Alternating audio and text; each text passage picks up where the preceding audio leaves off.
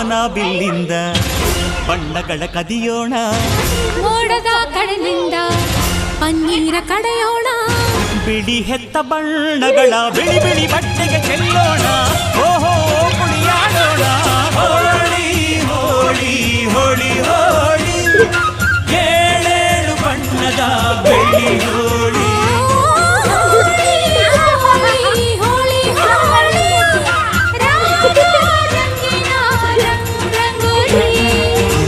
ಅರಿಶಿನ ಕುಂಕುಮವ ಒಂದು ಕ್ಷಣ ಬೆರೆಸೋಣ, ಹಸಿರಿನ ಜೊತೆಯಲ್ಲಿ ಒಂದು ಕ್ಷಣ ಇರಿಸೋಣ.